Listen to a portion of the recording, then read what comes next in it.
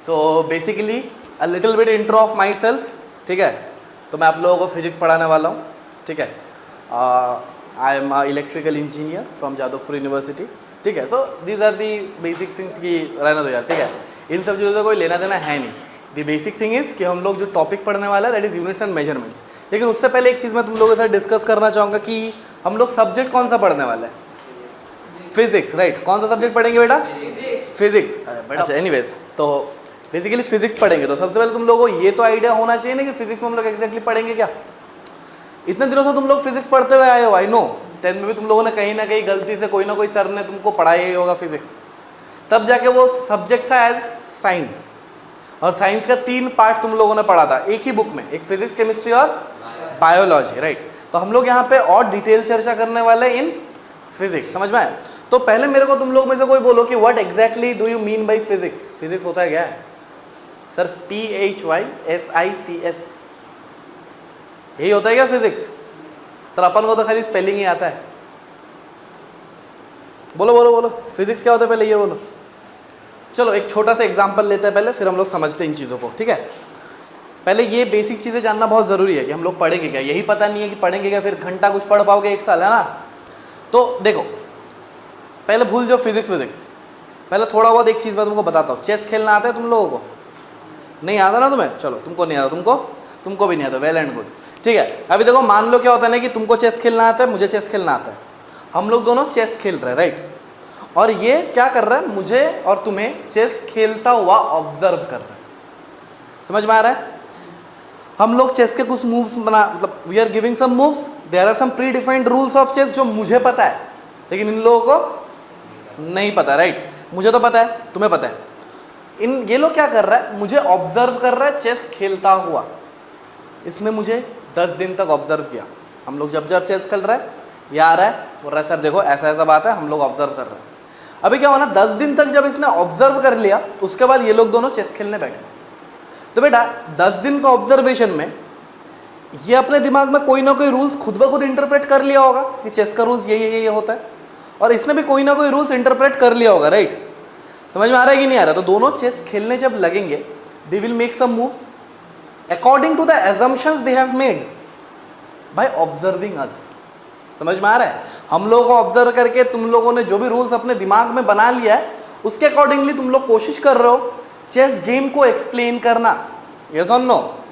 अभी देखो बेटा, कोई कोई मूव्स तुम्हारा सही हो सकता है, कोई कोई मूव्स तुम्हारा गलत हो सकता है। हमें थोड़ी पता है, तुम लोग दोनों को, तुमको भी नहीं पता, उसको भी नहीं पता, और हम लोग हैं नहीं तुम्हें बोलने के लिए। So you all don't know who is making the correct move, who is making the wrong move. समझ में आ रहा है? हाँ, तो यही होता है basically study of nature. Nature क्या होता है ना बेटा, जब हम लोग अपनी धरती माता के आसपास में देखते हुए, we see our surroundings, we see many things happening around us, है ना। दिन होना, दिन के बाद रात होना, समझ में आ रहा है? गर्मी के बाद बरसात आना, बरसात के बाद ठंडा आना। तो these are the natural phenomena that are occurring around us. समझ में आ रहा है? अभी ये नेचुरल फेनोमेना हो तो रहा है, और हम लोग इनको बहुत सालों से ऑब्जर्व कर रहे हैं। सोचो उस जमाने का बात सोचो ना, तुम लोग लग रहा है सर क्या बात कर रहे हो, ये सब चीज़ें तो बहुत ही कॉमन सेंस वाला बात है। लेकिन just imagine yourself in that period, जब हम लोग छाल चमड़ी पहन के घूमते थे, शिकार को जाते थे, शिकार करते थे, रात को वापस आ जाते थे। तब के टाइम में सोचो ये सब चीज़ें जो अभी तुम लोग डिस्कवरीज देख रहे हो, फैन, लाइट, स्मार्ट बोर्ड, क्या ये बहुत बड़ा बात नहीं था? है ना, बहुत बड़ा बात था ना उस टाइम में। तो बेटा क्या होता है ना कहीं से तो शुरुआत हुआ होगा ना। तो that are the things we called observations. क्या कहते हैं बेटा? ऑब्जर्वेशन। तो हम लोगों ने नेचर में कोई ना कोई ऑब्जर्वेशंस लिया, हम लोगों ने उनको अपने तरीके से इंटरप्रेट करना का कोशिश किया। Maybe we are correct, maybe we are wrong, ये तो डिपेंड करेगा ना बेटा। जैसे कि फॉर एग्जाम्पल देखो, एक बहुत ही अच्छा सा एग्जाम्पल देता हूँ। जैसे कि केमिस्ट्री में तुम लोग पढ़ते हो ना एटॉमिक स्ट्रक्चर, एटॉमिक स्ट्रक्चर पढ़ते हो ना, वहाँ पे तुम लोग सबसे पहले एक प्लम पुडिंग मॉडल पढ़ते हो, फिर तुम लोग रदरफोर्ड का गोल्ड फॉइल एक्सपेरिमेंट पढ़ते हो, फिर तुम लोग उसके बाद बोर एटॉमिक मॉडल पढ़ते हो, और फिर बाद में जाके अभी तुम लोगों को क्वांटम मॉडल के बारे में भी थोड़ा बहुत बताया जाएगा। बोलो बात समझ में आ रहा है? S orbitals, P orbitals and all those things. इसका मतलब यह है कि थॉमसन साहब ने जो प्लम पुडिंग मॉडल दिया था वो गलत था? नहीं, हम लोगों ने उसको क्या किया, फॉल्सिफाई किया। हाँ, वो करेक्ट नहीं था, लेकिन सोचो जब थॉमसन ने उसको डिस्कवर किया था तब उसके लिए तो वो बड़ा बात था ना, तो क्वाइट ऑब्वियस उसने भी कोई एजम्पशंस, कोई ऑब्जर्वेशंस लिया होगा और उस ऑब्जर्वेशंस के बेसिस पे उसने कोई ना कोई थ्योरी दिया होगा। बोलो बात समझ में आ रहा है कि नहीं आ रहा है? तो यही होता है बेटा स्टडी ऑफ नेचर। समझ में आ रहा है क्या होता है स्टडी ऑफ नेचर? हम लोग नेचर को स्टडी करते हैं विथ आवर ऑब्जर्वेशंस। अभी ये ऐसा नहीं है कि हम लोग जो भी ऑब्जर्व कर रहे हैं वो सही हो, maybe it is false. समझ में आ रहा है? बट वो फॉल्सिफाई करने के लिए भी मुझे कोई जस्टिफिकेशन देना होगा, राइट? समझ में आ रहा है कि नहीं आ रहा है? मैं ऐसे ही बोल नहीं सकता। मान लो वो लोग दोनों चेस खेल रहे हैं और मैं उनके पास गया, मुझे भी चेस खेलना नहीं आता, और मुझे जब तक चेस खेलना नहीं आता मैं उन दोनों का मूव्स को देख के मैं ये नहीं बोल पाऊंगा कि वो लोग दोनों गलत कर रहा है। समझ में आया कि नहीं आया? But if I know to play chess and I know certain things rules, then I can comment, हाँ बेटा तुम ये गलत कर रहे हो। सो बेटा ये जो नेचुरल फेनोमेना होता है, the study of the natural phenomena and it's happening around this and it's happening around us is studied under science. समझ में आ रहा है कि नहीं आ रहा है? एंड साइंस का भी एक स्पेशल ब्रांच होता है फिजिक्स, जो कि फिजिकल फेनोमेना को डिफाइन कर रहा है। जैसे कि इस पेन को मैंने फेंका, ये नीचे गिरा, इसका एक्सप्लेनेशन कौन देता है? फिजिक्स देता है। अभी तो तुम लोगों को पता है ग्रेविटी होता है, ग्रेविटी इसको नीचे खींचता है, लेकिन इन सब चीज़ों का explanation will be given by physics. तो सबसे पहले फिजिक्स का डेफिनेशन लिखो बेटा। पहले दोस्ती तो करो सब्जेक्ट के साथ। जब तक सब्जेक्ट के बारे में पता नहीं होगा तुम दोस्ती नहीं करोगे, प्यार कहाँ से आएगा, है ना? समझ में आ रहा है? ठीक है, बात तो ऐसे है ना कि तुम ऐसे आवे गए और रास्ते में किसी के साथ दोस्ती करने लगे तो सबसे पहले तो नाम ही पूछोगे ना, उसका पता ऐसा थोड़ी है कि चलो यार चलो शादी कर लेते हैं, ऐसा नहीं है ना। हाँ, तुम बड़ा हंस रहे, हाँ ठीक है, समझ में आ रहा है? तो we need to get familiar with things. तो सबसे पहले बेटा चलो फिजिक्स से फेमिलियर होते हैं। I have given certain examples जो कि तुम लोगों को समझ में आया तो बहुत बढ़िया, नहीं समझ में आया तो और भी बढ़िया, कोई दिक्कत नहीं है। डेफिनेशन लिखो, डेफिनेशन लिखो कि it is a branch of science. बेटा ये साइंस का एक ब्रांच होता है। It is a branch of science which deals with nature, its laws and phenomena. It is a branch of science which deals with nature, its laws and phenomena. ठीक है, मैंने क्या बोला? ये एक ब्रांच ऑफ साइंस है जो कि नेचर का लॉज या फिर क्या क्या बोलते हैं, लॉज मतलब क्या क्या हो रहा है, phenomena that are things that are occurring around us in everyday life, right? समझ में आ रहा है कि नहीं आ रहा है? तो ये फिजिकल फेनोमेना को डिफाइन करता है with the help of physics. समझ में आया कि नहीं आया? जैसे कि फॉर एग्जांपल एक ले लो, एक एग्जांपल लो, नंबर 1, फ्रीली फॉलिंग ऑब्जेक्ट। समझ में आ रहा है कि नहीं आ रहा है? हाँ। सेकंड बेटा मूविंग ऑफ फैन। समझ में आया कि नहीं आया? तो बेटा मैंने दो फेनोमेना लिखा है यहाँ पे, जैसे कि फ्रीली फॉलिंग ऑफ ऑब्जेक्ट्स। जैसे कि फ्रीली फॉल मतलब क्या होता है बेटा? जैसे कि मैंने इसको बस छोड़ दिया, मैंने इस पर कोई फोर्स नहीं लगा, मैंने बस छोड़ दिया, ये नीचे गिर गया, ये फ्री फॉल है। समझ में आ रहा है कि नहीं आ रहा है? This is a free fall. तो that is also studied and explained under physics. Fans का चलना, करंट, इलेक्ट्रिसिटी, लाइट्स का जलना, this is also a physical phenomena only, right? Charges का मोशन जिसका वजह से करंट आता है, बाद में हम लोग सब कुछ पढ़ेंगे। समझ में आ रहा है कि नहीं? तो all these are physical phenomena. अभी देखो कोई भी फिजिकल फेनोमेना अगर हो रहा है, so I need certain things to measure this physical phenomena. समझ में आ रहा है कि नहीं आ रहा है? जैसे कि स्पीड, वेलोसिटी, टाइम, ये सब चीजें डिफाइन किया गया। क्यों? क्योंकि सर्टन क्वांटिटीज को मुझे मेजर भी तो करना है। अरे बेटा ये गिर रहा है, कोई रफ्तार से गिर रहा होगा, ये रफ्तार सोचो ना, जब हम लोग छाल चमड़ी पहन के घूमते थे ये भी हमारे लिए बड़ा बात था कि what is this exact speed, what is speed. सोच रहे हो? मतलब जैसे मैं सोचवाने का कोशिश कर रहा हूँ, क्या तुम लोग सोच पा रहे हो? तो that is was a big deal. तुम्हारे लिए बिग डील नहीं है, लेकिन एक टाइम में ये सब चीजें बिग डील था। ठीक है, तो लिखो बेटा, एक हेडिंग डालो, लिखो फिजिकल क्वांटिटी। हेडिंग डाला फिजिकल क्वांटिटी। फिजिकल क्वांटिटी का डेफिनेशन लिखो, लिखो quantity which can be measured and used to define physical phenomena and laws of nature is known as physical quantity. समझ में आ रहा है कि नहीं? देखो बेटा, तो कोई फिजिकल प्रोसेस अगर हो रहा है, ठीक है, तो मुझे उसको मेजर भी तो करना है। So these are the quantities by which we can measure this physical phenomena.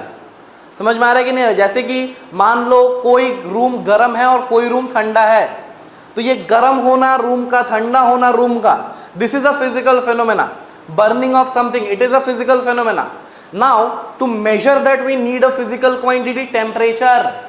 बेटा ऐसा ही फिजिकल क्वांटिटी मुझे लेना होगा जो कि मेजर कर सके हम लोग। बोलो बात समझ में आ रहा है कि नहीं आ रहा है? वेरी सॉरी, जैसे कि टेम्परेचर का definition it is the degree of hotness और कोल्डनेस ऑफ अ बॉडी। एक बॉडी कितना गर्म है कितना ठंडा है, इसे समझाने के लिए मुझे एक फिजिकल क्वांटिटी डिफाइन करना पड़ा, जिसे हम लोग क्या कहेंगे, टेम्परेचर। समझ में आया कि नहीं आया? This was a physical quantity. और टेम्परेचर का एक यूनिट भी तो होता है, सेल्सियस, फ़ारेनहाइट, कुछ भी हो सकता है। फील आ रहा है थोड़ा बहुत? समझ पा रहे हो जो मैं बोलने का कोशिश कर रहा हूँ?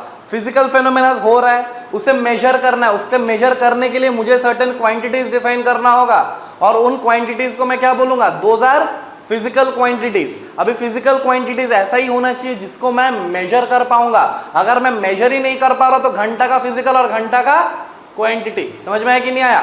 अभी देखो बेटा क्या होगा ना, अगर मैं फिजिकल क्वांटिटी बोल रहा हूं तो मान लो मेरे पास एक फिजिकल क्वांटिटी है, तो इसके पास दो चीज होगा, n इंटू यू, ऐसे डिफाइन करेंगे। क्या डिफाइन करेंगे? n into you. जहां पे बेटा n होगा द न्यूमेरिकल वैल्यू, n होगा द न्यूमेरिकल वैल्यू। बात समझ में आ ही नहीं रहा है तुम लोगों को? और u होगा यूनिट। समझ में आ रहा है कि नहीं आ रहा है? जैसे कि अभी मैंने एग्जांपल लिया टेम्परेचर का। किसका एग्जांपल लिया?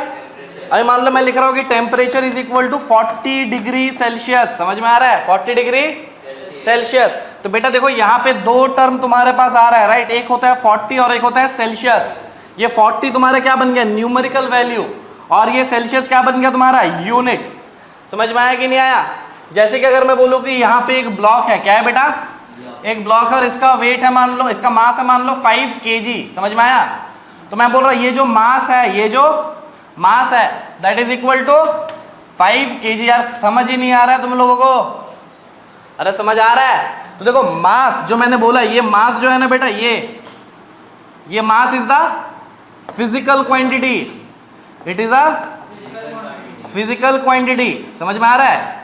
तो बोला सर मास कौन सा फिजिकल फेनोमेना को मेजर करता है? बेटा मास क्या होता है, amount of substance a body is having, that is mass.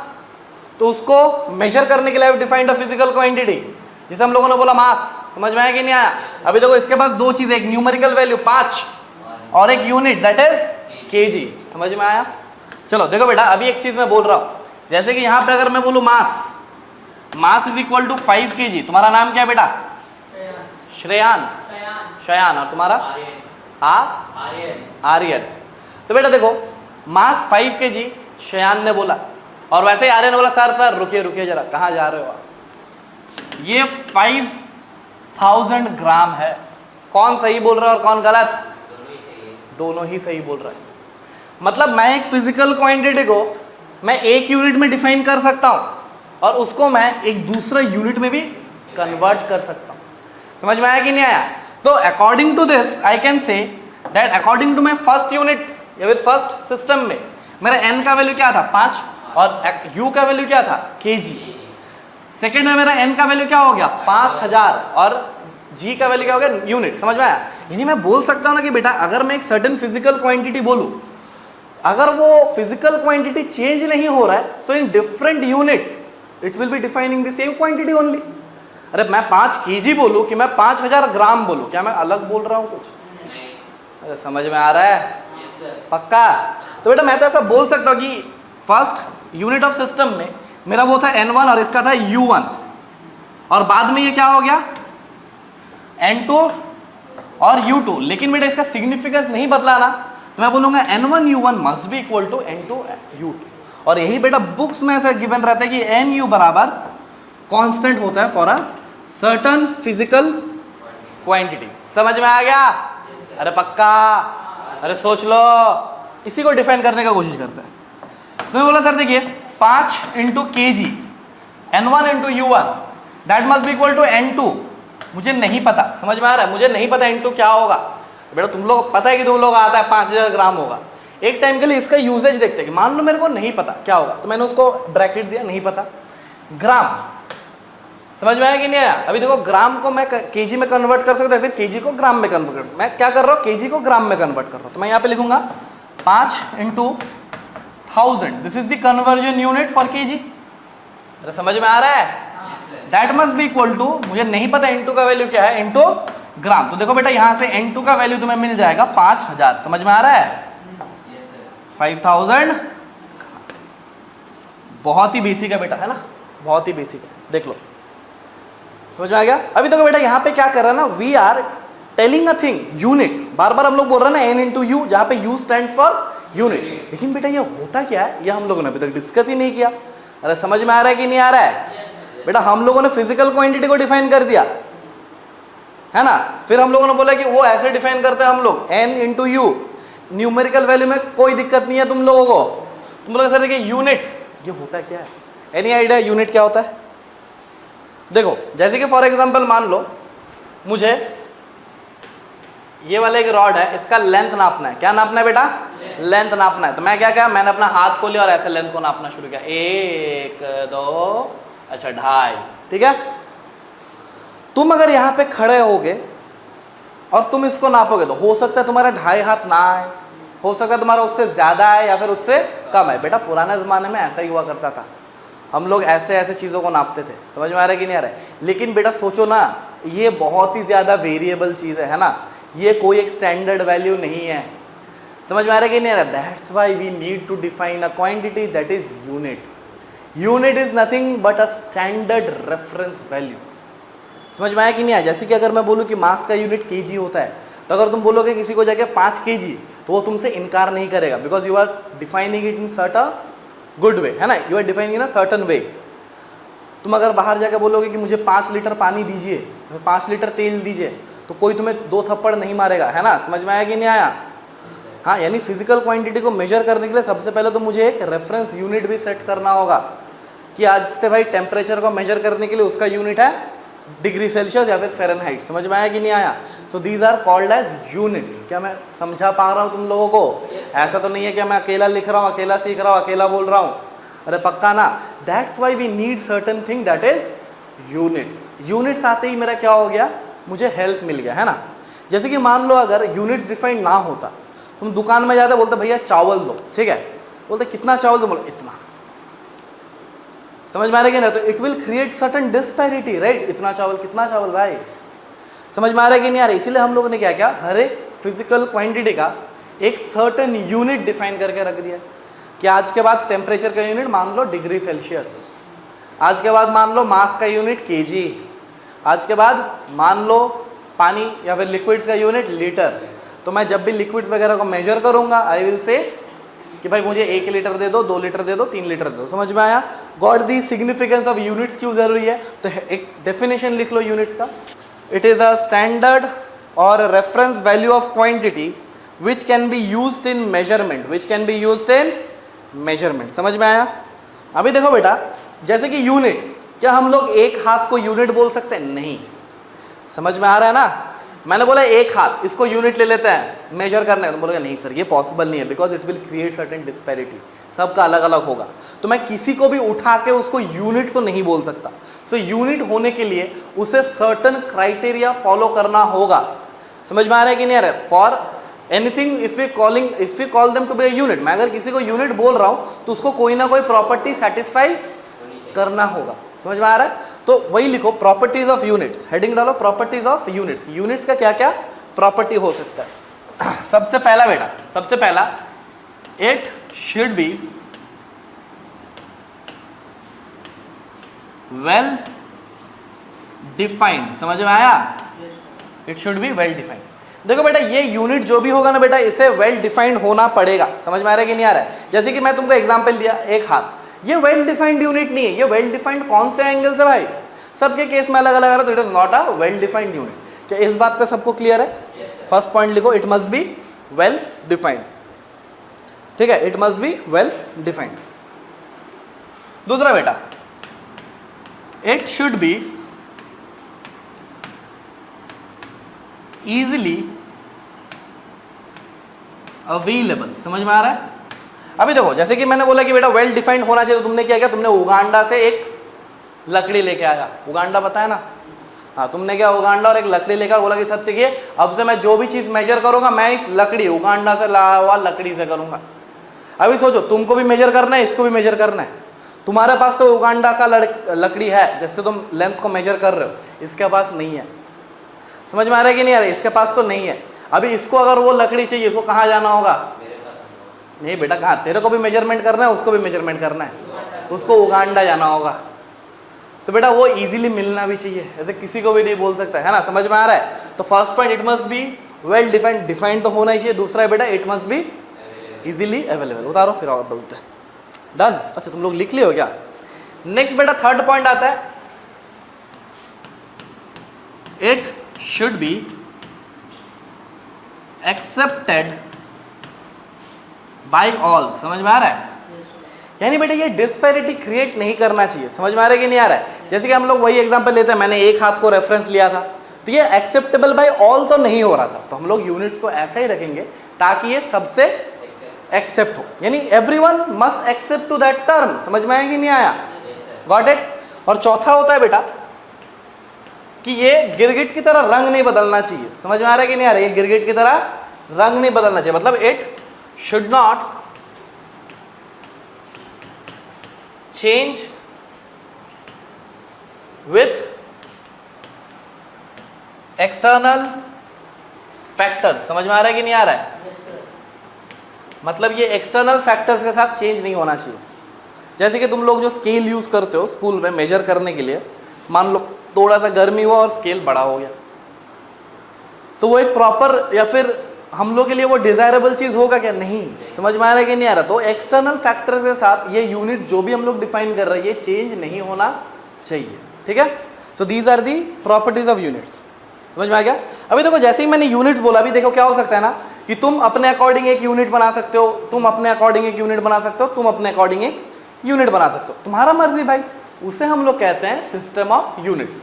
जैसे कि फॉर एग्जांपल लेंथ को मेजर करने के लिए हम लोग जनरली मीटर यूज करते हैं, लेकिन मेरा मन गया कि मैं एक यूनिट बनाऊं, अर्नब सर यूनिट, उसमें हम लोग लेंथ को ठीक से बुलाते हैं।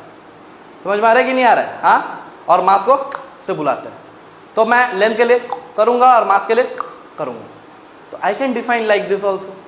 समझा? तो मेरे लिए एक सिस्टम ऑफ यूनिट्स बन जाएगा। समझ में आ रहा है नहीं यार? जैसे कि मैं दुकान में जाकर बोलूँ मुझे 5 kg दीजिए। समझ में आ रहा है? लेकिन बेटा ऑब्वियस बात है ये वाइडली एक्सेप्टेबल होना चाहिए, वरना तुम बोलोगे सर ने मेरे को सिखाया है कि मास को कहते, तुम जाओ दुकान में बोला भैया मुझे 5 kg दीजिए, सॉरी 5 kg नहीं 5 राइस दीजिए, तो फिर तुमको मार के भगा देगा। समझ में आ रहा है कि नहीं आ रहा है? तो बेटा क्या होगा ना कि अभी देखो क्या होता है ना कि मान लो बस्ती में हम लोग रह रहे थे, जब छाल चमड़ी पहनते थे, तो क्या हो रहा था कि एक certain community of group of people came और उन्होंने एक सिस्टम ऑफ यूनिट्स डिफाइन कर लिया अकॉर्डिंग टू देयर नीड्स। अब दूसरे बस्ती में कोई और बना लिया सिस्टम ऑफ यूनिट्स। ऐसे क्या हुआ ना, डिफरेंट बस्ती में डिफरेंट सिस्टम ऑफ यूनिट्स आ गया। अभी वैसे ही सिस्टम ऑफ यूनिट समझ में आ गया ना? अभी देखो क्या हुआ ना, ऐसे ही हमारे पास 3-4 सिस्टम ऑफ यूनिट्स बहुत ही फेमस निकल के आया। एक होता है हमारा CGS, एक होता है हमारा FPS और एक होता है हमारा MKS। समझ में आ रहा है कि नहीं आ रहा है? थोड़ा सा समझ लेते हैं। देखो CGS में हम लोग लेंथ को सेंटीमीटर से नापते हैं, ठीक है? FPS सिस्टम में फुट से नापते हैं और MKS सिस्टम में मीटर से नापते हैं। बोलो बात समझ में आ रहा है? ऐसे अगर मैं बोलूं मास अगर मैं CGS यूनिट में मेजर करूंगा, so I have to measure it in gram, इसमें इन पास्कल। वाह बेटा वाह। और MKS में किलोग्राम। समझ में आ रहा है? ऐसे अगर मैं बोलूं कि टाइम को हम लोग सेकंड्स में नापेंगे, इसमें भी सेकंड, इसमें भी और इसमें भी। बेटा ये कुछ नहीं है, ये एक सिस्टम ऑफ यूनिट है। जैसे कि FPS सिस्टम देखना फॉरेन में बहुत ज़्यादा चलता है ना, फुट पाउंड सेकंड, ठीक है? समझ में आ रहा है? तो बेटा ये कुछ नहीं है, this is a system of units. समझ में आ रहा है कि नहीं आ रहा है? मान लो इंडिया ने बोला कि चलो हम लोग CGS सिस्टम यूज कर रहे, उसने CGS सिस्टम यूज कर लिया। US ने बोला कि हम लोग FPS सिस्टम यूज करते, उसने FPS सिस्टम यूज कर लिया। और MKS सिस्टम में मान लो ये यूज कर लिया। समझ में आ रहा है कि नहीं आ रहा है? अभी देखो बेटा क्या हो रहा है, मान लो तुम CGS सिस्टम यूज कर रहे हो, तुम MKS और तुम FPS, ठीक है? तीनों अलग अलग सिस्टम ऑफ यूनिट्स यूज कर रहे हो। बेटा इसमें भी थोड़ा बहुत डिस्पैरिटी क्रिएट हो जाएगा। समझ में आ रहा है कि नहीं आ रहा है? जैसे कि मान लो USA में मान लो पाउंड यूज हो रहा है, हम लोग इंडिया में ग्राम यूज कर रहे हैं। तो मैं बोल रहा हूँ 5000 ग्राम और मैं कोई US वाला पर्सन को बोल रहा हूँ, वो समझ ही नहीं पा रहा है। समझ में आ रहा है कि नहीं आ रहा है? तो वो समझ ही नहीं पा रहा है, क्योंकि बेटा उन लोग तो दूसरे चीज़ों से हैबिचुएटेड है, राइट? कौन सी चीज़ों से हैबिचुएटेड है? पाउंड से हैबिचुएटेड है, वो लोग ग्राम से हैबिचुएटेड नहीं है। इसीलिए टू एंड दिस झमेला, to end this disparity, international committee बैठा और उसने एक सिस्टम ऑफ यूनिट्स दिया कि बेटा ये वाइडली, ये ओवरऑल एक्सेप्टेड है, समझ में आ रहा है, उसको हम लोग कहते हैं एसआई यूनिट। क्या बोलते हैं बेटा? SI unit. SI unit are those units that are accepted all over the globe. समझ में आ रहा है कि नहीं आ रहा है? यानी अगर तू एसआई यूनिट में कोई चीज को डिफाइन कर रहा है तो मतलब किसी का मजाल है कि तुम्हें गलत बोल सकता है? नहीं बोल सकता। समझ में आ रहा है कि नहीं आ रहा है? Because that will be acceptable in India as well as US as well as Australia, Britain, कहीं भी जाओ वो एक्सेप्टेबल होगा। लेकिन बेटा इसका मतलब ये थोड़ी है कि हम लोग ये सब यूनिट्स को यूज करना छोड़ दिया, नहीं ना। जैसे कि एक बहुत ही फेमस एग्जांपल देता हूँ, जमीन जब खरीदने जाते हो ना, हाँ अभी तक देखना तुम लोग मीटर स्क्वायर में जमीन नहीं खरीदते, तुम लोगों ने सुना होगा बीघा, कट्ठा, तो these are local units, right. तुम एक यूएस वाला आदमी को बोलोगे मुझे 1 बीघा जमीन दीजिए, तो समझ ही नहीं पाएगा, क्योंकि उन्होंने दूसरा चीज मेंशन कर रखा है ऐसा यूनिट में, that is metre square. Area को डिफाइन करने के लिए मीटर स्क्वायर, नहीं समझ पाएगा। लेकिन इसका मतलब ये थोड़ी है कि बीघा कट्ठा हम लोग नहीं बोलते, हम लोग यूज करते हैं ना, quite obvious, we use them and we widely use them. ये ऐसा ही है बेटा कि मान लो लैंग्वेज, जैसे कि तुम घर में मान लो हिंदी में बात करते हो, तुम घर में मान लो बंगाली में बात करते हो, तुम घर में मान लो कुछ तेलुगु में बात करते हो, ठीक है। अभी क्या हुआ ना, सबको समझाने के लिए हम लोगों ने यूनियनमसली डिसाइड किया कि हम लोग इंग्लिश में बात करेंगे, for example. So that will become my SI unit कि इंग्लिश में बात करो। लेकिन इसका मतलब ये थोड़ी है कि हम घर में भी जाके hello mom dad how are you, no we will talk in SI units today, ऐसा नहीं है ना। वी विल यूज, जब जो जरूरत पड़ेगा हम लोग यूज कर लेंगे। तो एसआई यूनिट का डेफिनेशन लिख लो, लिखो it is the world wide, look it is a worldwide acceptable unit, it is the worldwide acceptable unit, it is the worldwide acceptable unit, ठीक है। अभी देखो हम लोगों ने क्या बोला, फिजिकल क्वांटिटीज होता है, उसका कुछ यूनिट होता है, यहां तक हम लोगों ने समझा। अभी क्या होता है ना, इस फिजिकल क्वांटिटीज को हम लोग भी फर्दर क्लासिफाई कर सकते हैं। क्या कर सकते हैं बेटा? फर्दर क्लासिफाई कर सकते हैं। यानी physical quantities can now also भी क्लासिफाइड। पहला हम लोग बोलेंगे बेटा फंडामेंटल फिजिकल क्वांटिटी। क्या बोलेंगे बेटा?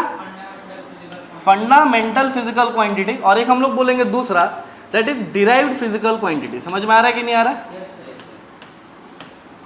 देखो बेटा this is all about convention, कि हम लोगों को सबसे पहले कुछ कुछ चीजें दिख रहा है, हम लोग मॉडर्नाइजेशन की तरफ जा रहे हैं and we are defining physical quantities. वहां पर हम लोगों ने क्या किया, 7 क्वांटिटीज को फिजिकल फंडामेंटल बोल दिया और बाकी को मैंने क्या बोल दिया, डिराइव्ड। समझ में आ रहा है? Fundamental physical quantities are those quantities which do not depend on another quantity. समझ में आया कि नहीं आया? मतलब एक दूसरे के ऊपर डिपेंड नहीं कर रहा है, वो अपने में ही काफी है। समझ में आ रहा है कि नहीं आ रहा है? वो एकलौता ही काफी है सब चीज डिफाइन करने के लिए। डिफाइन कौन किया? उन लोगों को बनाया कौन? हम लोगों ने ना। तो हम लोगों ने देखा यार चलो टाइम को डिफाइन करना, चलो सेकेंड ले लो, कि हम लोगों ने डिफाइन किया। समझ में आया कि नहीं आया? मास, चलो केजी ले लो।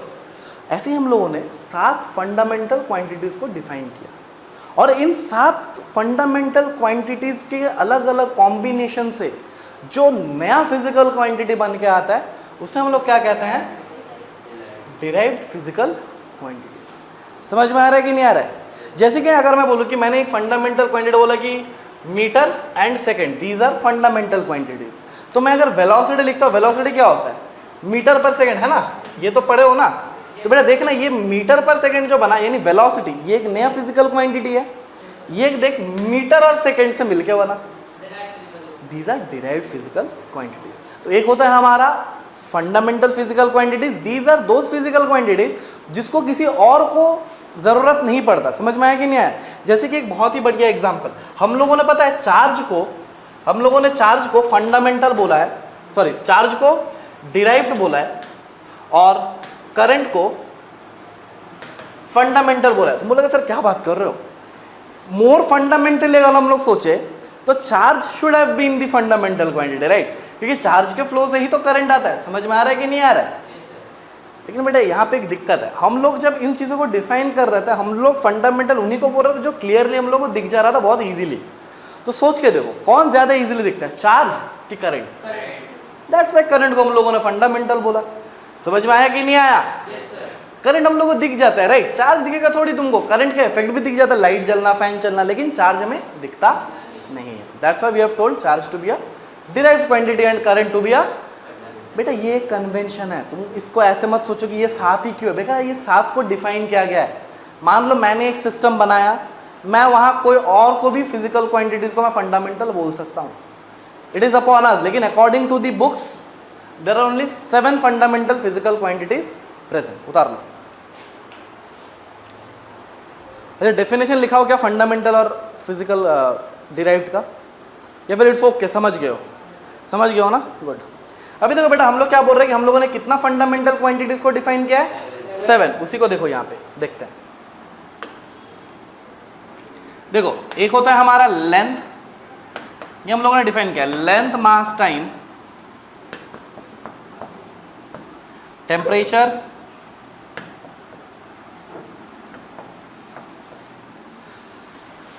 amount of substance,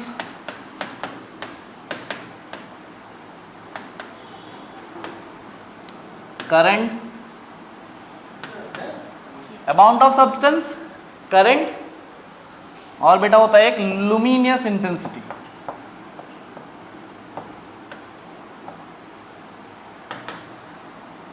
These are the 7 fundamental physical quantities that we have defined। समझ में? So these are the 7 fundamental physical quantities। समझ में आ रहा है कि नहीं आ रहा है? और इन सातों fundamental physical quantities का कोई ना कोई कॉम्बिनेशन से क्या होगा, हम लोग नया क्वांटिटीज को डिफाइन करेंगे, जिसे हम लोग क्या बोलेंगे बेटा?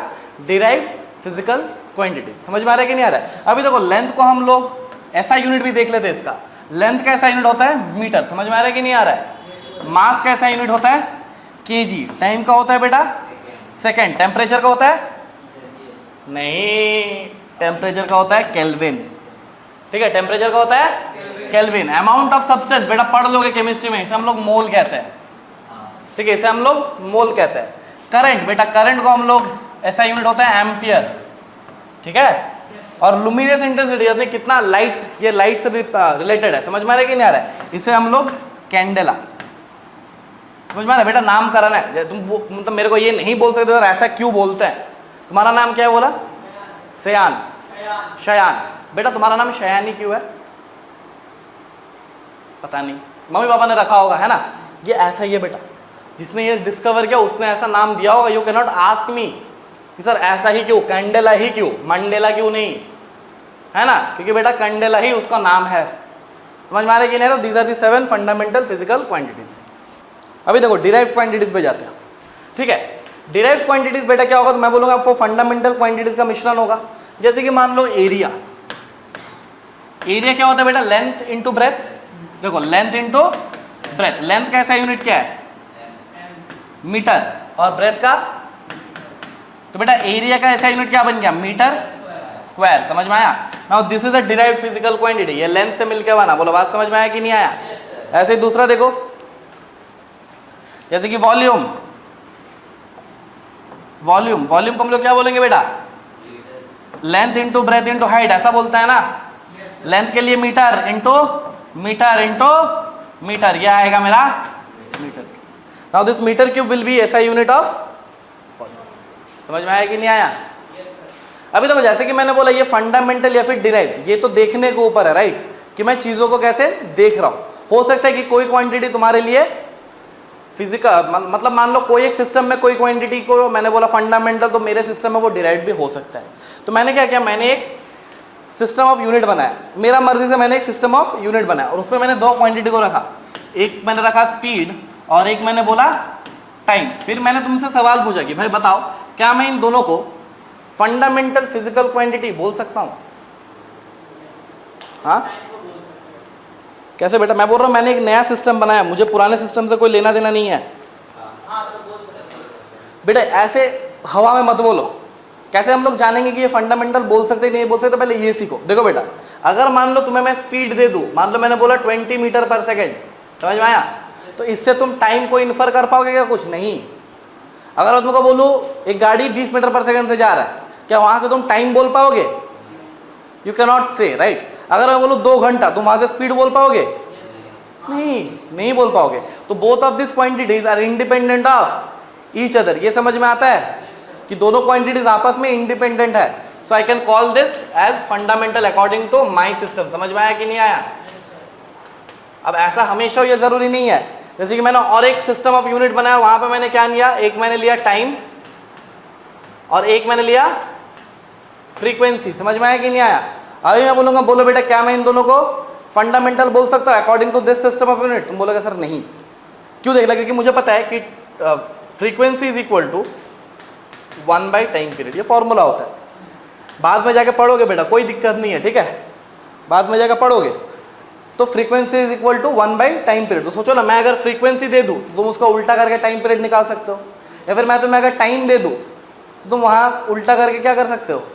फ्रीक्वेंसी निकाल सकते हो। So this is not a fundamental physical quantity. इस सिस्टम में मैं इन दोनों को फिजिकल फंडामेंटल नहीं बोल सकता। उतार दो, एक नोट लिखो, लिखो physical quantities and fundamental units are independent of each other.